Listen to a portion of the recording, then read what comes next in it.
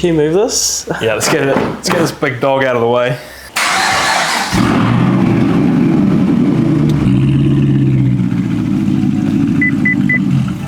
I need to start up this bike that's in my showroom. It's an old Rotary converted Honda QA50 that I built. It runs really good, but I haven't used it in about 6 months. That looks old. Yeah, it's very old. I just realised it's got no spark plug in it.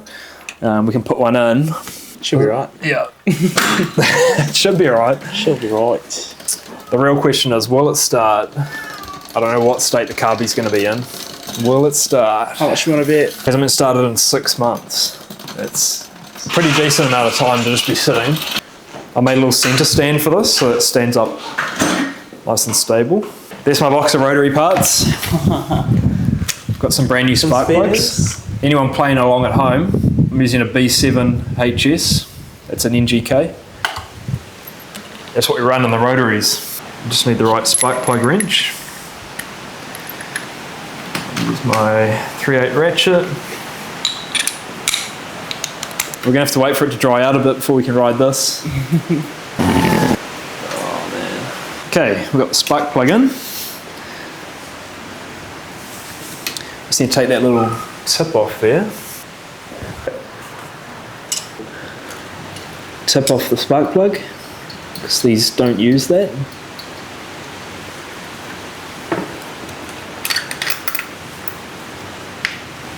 That's it. We're going to try it with the old fuel. The oil that I use in the two-stroke mix that these run is 50:1 ratio, and the oil actually has like a stabilizer in it, which helps the fuel to last longer when it's sitting. It's probably one of the biggest benefits of using two-stroke premix. I'm going to drain a bit of fuel through the carb, because I bet you there's oil sitting in the bottom of the carby. This would be a surefire way to get it to go. Oh, look at that. See how it was all, yeah, it was all blue and gooey at the start. So what happens is the fuel evaporates out of the bowl and it leaves oil sitting behind in the bottom of the bowl. So the best thing we can do is just flush a bit of fresh fuel through. That's cool. Now we've got to guess how many starts, how many pulls it's going to take to start it. Oh, I'd say 3 this time. Dude, I think it's going to take more than 3. I'm going to say 5. Oh, it's been 6 months on this one. Yeah. Ignition on, choke on. We've got the fuel running through. Here goes. 1, 2.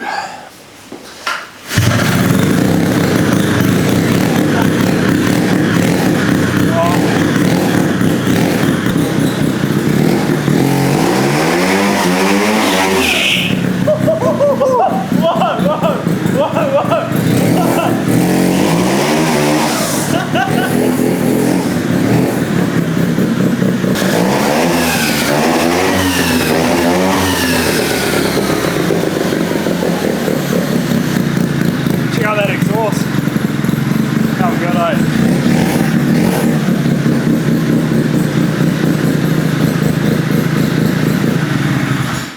You nearly killed me. I know, sorry. A couple of skitties on the floor. Oh, I love it, eh? Oh, let's see. Damn, it's so crispy, eh? Oh. It started up like a champ. It's been sitting for 6 months and it started in 3 pulls. People say Rotaries are unreliable, but man, they are so reliable. When everything's right, they're just like dialed in. Yeah, that's crazy.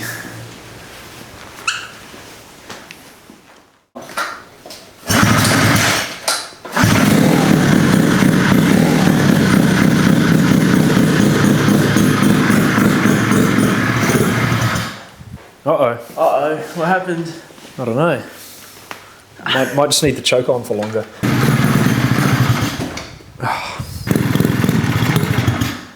It's not idling. Oh.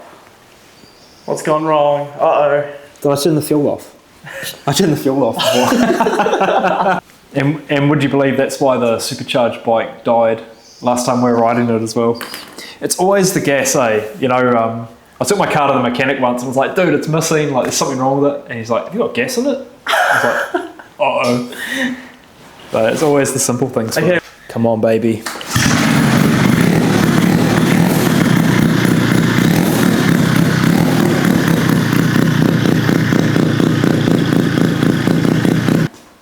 This thing's sick.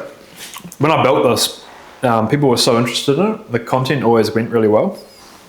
No one's ever tried to buy it off me though, which is really interesting because to me, this is like such a cool conversion. It's like a rotary swapped car, you know, like everyone loves rotaries.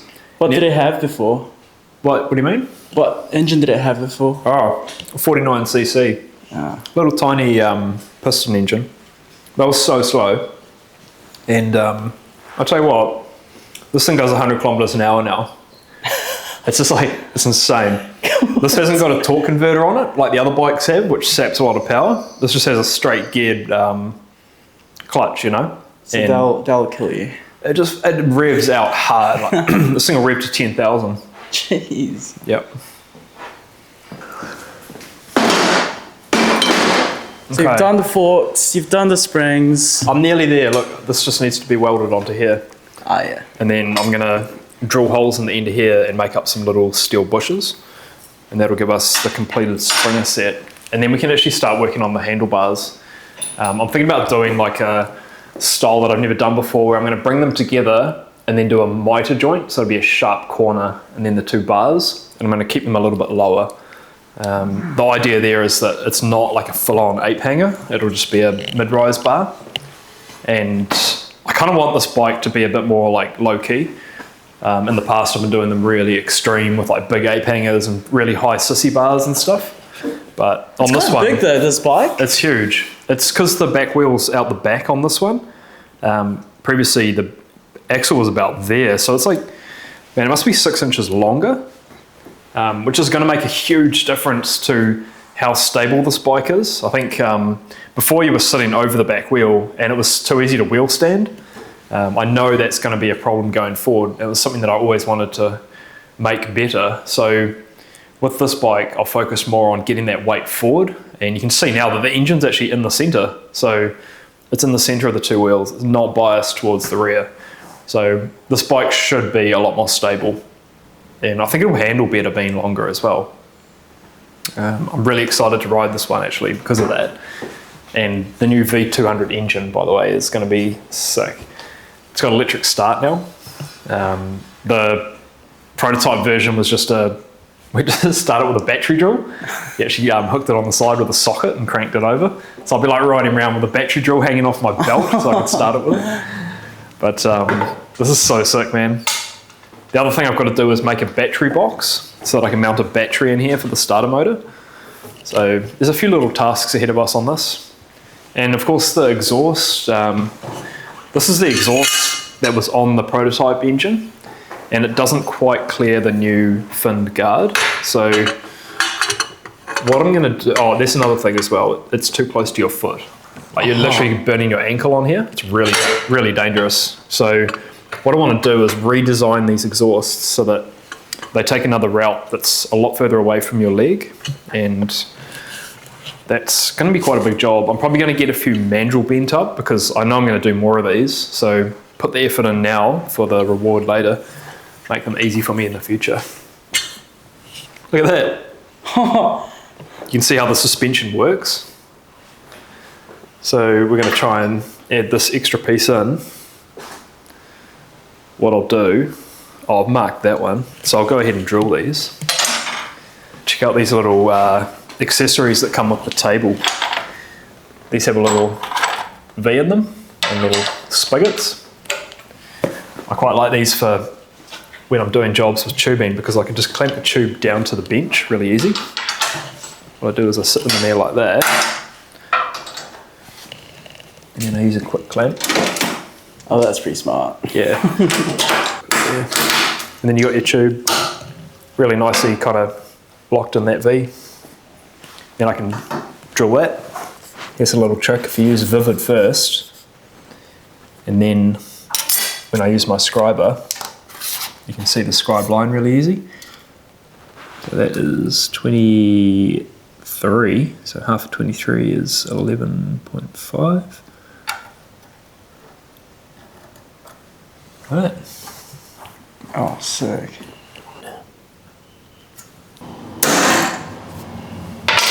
Just put a 3mm pilot through. Now I'm going to hit it with a 12mm drill. we're just repeating on the other side. Making a mess. It's squared, it's good. Because see, if I don't drill these holes at the same heights, it'll affect how square the wheel is. So I need to get these spot on. It's quite important. But I've got this good. After I bent this, I put a square across the end, marked it, and then trimmed the ends to the same length. That way I knew that these were the same length and position, so I can measure that hole in from each end.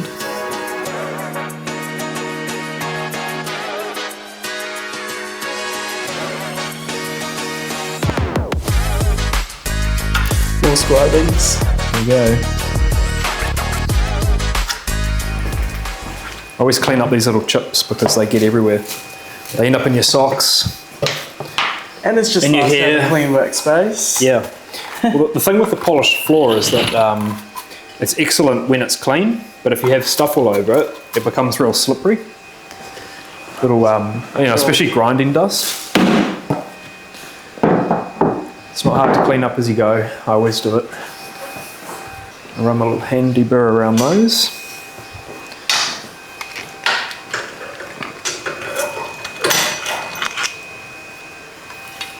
Quite like using these holes just to brace parts like that, actually. Pretty handy. Cool. We're going to machine some pins that are going to slip through here, and they're going to have an M8 thread in them. I've already made some for this, and it's exactly the same for the Springer fork. So it's basically a mild steel round bar insert, and I TIG welded into the back side of the crush tube. Plus 3.2. These are different. Oh no. I've got to measure up all the pieces that are going to be in it to work out the shoulder length.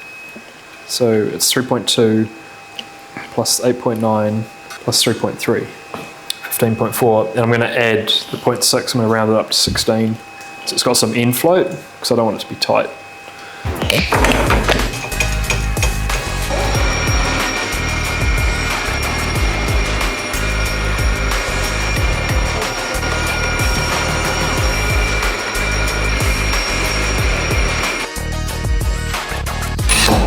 Yeah, I've got to drill holes in here to let the fluid out when the chrome plating process takes place. They have to flush it out. And it also lets the gases out when I'm welding it. If you try and weld a piece of sealed tube, when you get to the end it blows out and leaves a pinhole in the weld.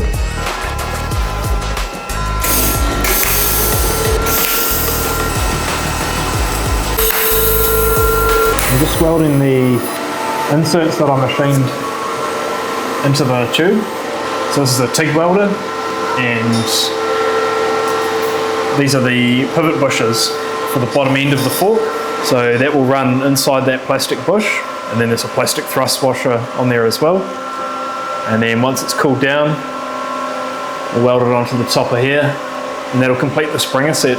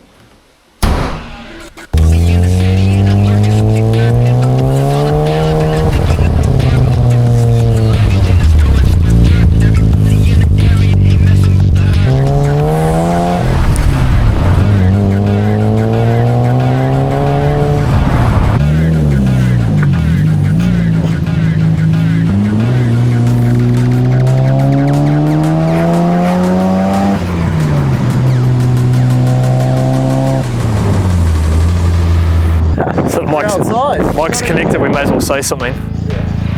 That's a Mazda RX7. It's an FC and it's probably going to disappear soon. This might be the last piece of content we're filming with it. Can't tell you what we're replacing it with, but the only clue I can give you is it's the same colour. It's a good looking car. Yeah. Those welds have cooled down now, and I'm going to chuck this together. Those are the plastic thrust washers. See how that fits through there like that. Now I'm going to go ahead and put the M8x25s in. These are little flanged head bolts. The flange actually helps to retain it from slipping off the end. Just spin those up with my little rattle gun. 10mm. I'm just going to go ahead and put a couple of tack welds onto here, and then while it's cooling down, I'm going to make a start on the handlebars. Oh, oh fuck. What happened? Something hit me in the forehead. It's because I didn't take the weight of the springs, and there's way more preload on them than I thought. I lost one of the pieces, it just went flying across the room.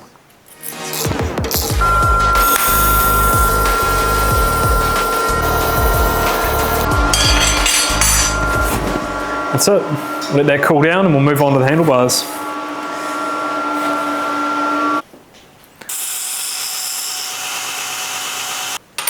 I ground the black mill scale off these so that the TIG welds will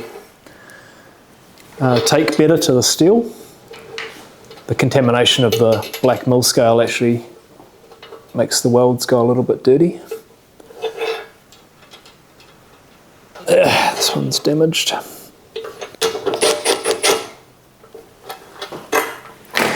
Ain't nobody got time for that.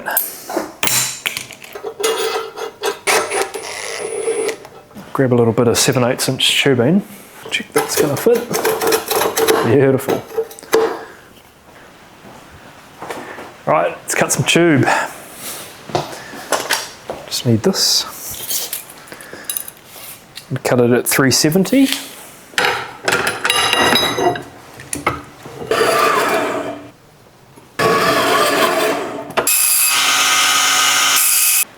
My two uprights. So I'm going to bend these in and forward. So it'll just be one bend, and then I'll rotate them to get the right amount of forward versus in. I think it's going to look really good. The question is where to bend it. Do I start at the bottom? No. Higher up. I think I want the mitre joint for the handlebar end to be right at the top of the bend. I think that'll look the best. Okay, let's do it. Now this thing is heavy. Oh, it's got the 5/8 die on there, so I'll change that for the 7/8. Plug that into this conveniently placed point. We'll reset this every time we use it, back to 0. Key point with tube bending is to keep the seam of the tube either up or down. It's got to be in the center of the bend, otherwise you're going to get inconsistent bends. And I'm going to use a toolmaker's clamp. I clamp the tube to this because if I don't, it risks slipping on here and you don't get a consistent bend every time. Something that I've found works really well. Now it's just a question of what angle to go to. So I'm going to try 15. See on the screen there we've got 90 dialed up. I can roll that down. I'll take it down to 16 so it goes 1 degree past 15. Chuck it into forward and we bend.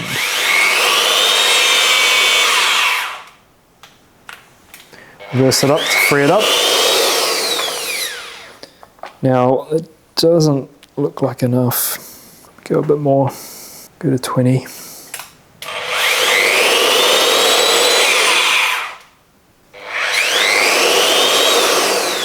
Yeah, a bit more, I'm going to go 25.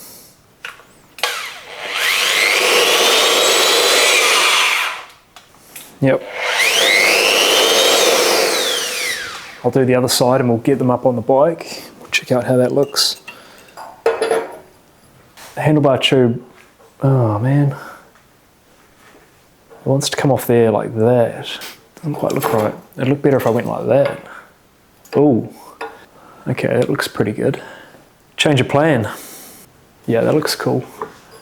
I kind of like that. So my original plan was to bend it inwards, but it was going to end up being a really tight mitre joint here, and it just doesn't quite look right. It'd look better if that was a big gentle curve, but I can't quite do that. So I think turning that out like that, I've kind of fluked it and ended up with something that I kind of like. Yeah, that looks cool. I'll get this other one bent. So last time I had the seam facing up, this time I'm going to face it down. And then I'll get a mirrored piece, the opposite to that one that I've just done. All right, we're straight into it this time, up to 25. Too easy, eh? Tell you what, some of these tools I've got make my life pretty easy. That is cool. I like it. But are they too far swept back? Oh, it's pretty cool. So if the handlebars were there, I kind of like it. It's not what I first expected, but I think it's cool. I could bend these forward as well. I like it. I'm going to try it. If I don't like it, I can always remake them. I think I need 160 to get my brake and my throttle and everything on. I'm going to swing the saw around to 45 degrees, and that'll give me a mitre joint. We're going to get ourselves a nice mitre cut.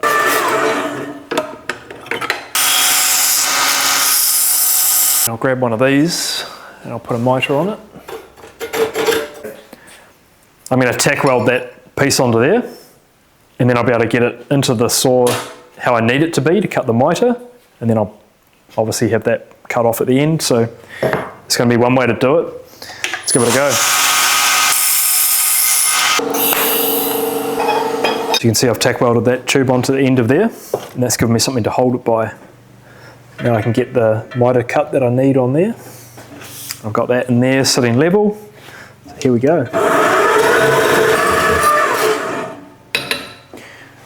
Beautiful. That's how we do it. I'm going to tack weld these together and chuck it on the bike, see how it feels. Hopefully it's right. Yeah, that looks so, it suits the tank. I like it. It's got a kind of evil look. Oh yeah, that's sick, man, because they're so close together now. When I do a big bend here, you end up with your hands further out. I really like that, it's cool. It's comfortable as well. It's got a good setback and a good angle. It matches your wrist, you know. That's really important, because if your wrist is at the wrong angle, you're going to get fatigued when you're riding. Jimmy's going to love it. All right, let's get the other one done. So just doing the other side, same again, got the mitre cut. I did that by tacking the tube on. I'm just going to clean it up, cut the other handlebar piece, and I'm going to weld these bad boys up.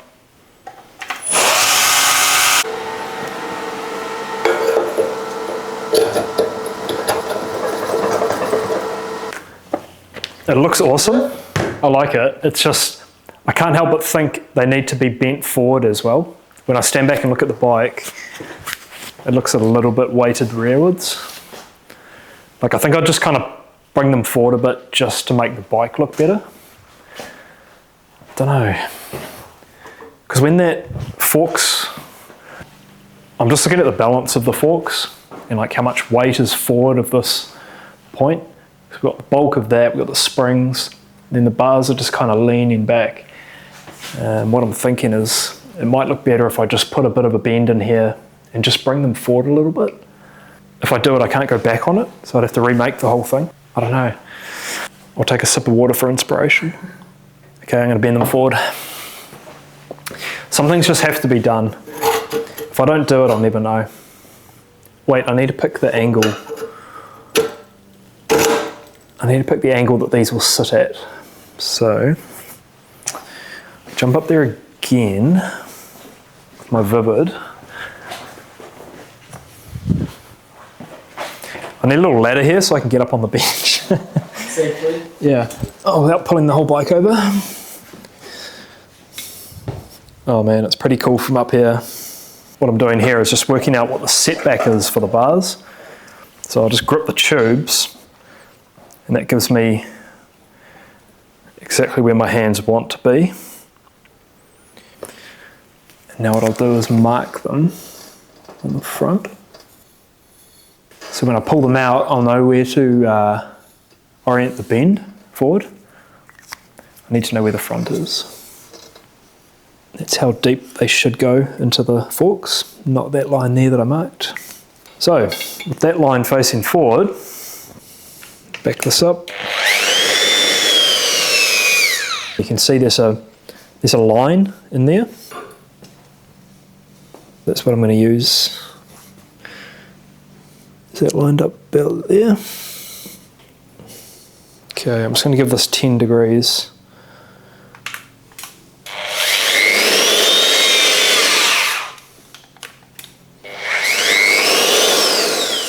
I think that's all it will need just to make it look right. Don't want to go too much.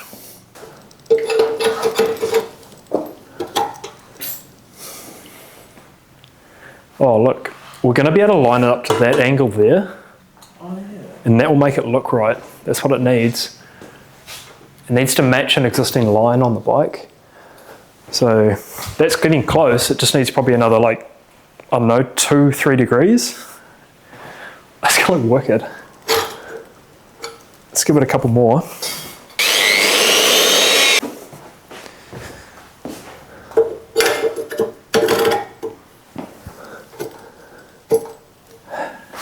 Oh, yes, that's it, Pat. Oh, that's perfect. That's what we're looking for, Pat. We're looking for symmetry throughout the whole design. Oh, that's it, man. That's exactly what it needed. Let me bend this other one. Some things just have to be tried. Okay, I think the angle's a little bit out between the two. I might need to tweak one. But that is so good. Jimmy's going to love this. It's going to be his favourite bike. I guarantee it. Look at this shot from the back, man. It looks freaking cool. Mate, I like it. It matches the tank so good. I had the vision last night to do these bars. I'm so glad I tried it. Oh, one last check.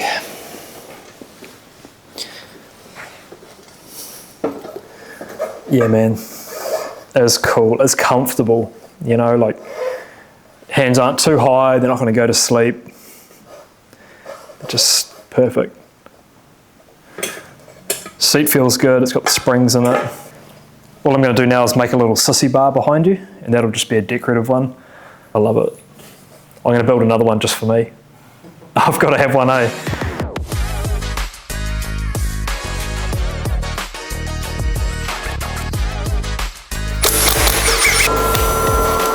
It's hot, but it's good. Ah! Ooh. Oh. I knew I'd burn myself on these too. Doing these nuts up's the finishing touch on assembling the springer forks. So these are preloading the top springs. So when the bottom springs compress, the upper springs decompress and it takes up the free play. So right now it's loaded and it's ready to take weight. 2 nuts to retain these. On the finished bike, I use nylock nuts on here so they can't vibrate loose. A couple of little burrs inside the handlebar ends. I'll just take those off because it'll be me that grabs that and cuts my hand.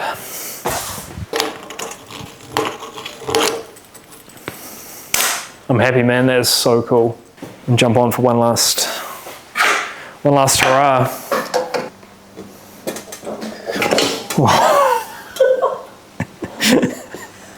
I knew that would happen eventually. I'll shit myself. I can just see this whole thing falling off with me on it. Okay. Yeah, man. That feels real good. We've just finished these custom 1-of-1 Springer forks for Jimmy John's Hustler V200 custom mini chopper. Looks great. Happy days for Jimmy.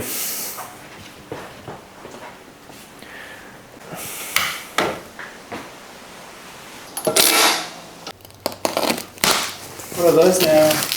These are the next 4 Hustler mini bikes that I'm going to be assembling in the week to come. Check that out. This Illusion Red. This is going to be a Fat Boy with the piston engine key start robin. This Illusion Cherry. This is one of my most popular colours. And this one is a Hustler Fat Boy Rotary Custom with custom Kenworth branding. So we're going to put some chrome Kenwood vinyl cut decals on the side of that one. This one here is gloss black. This is a little Hustler model, that's the base model. And this one here is Illusion Smurf Blue. And this one is another Rotary custom Fat Boy. This blue's turned out to be really popular actually. Well, That's super cool, eh? I'm a big fan of that one. well, next week. It's all ahead of us. So much to do, so little time.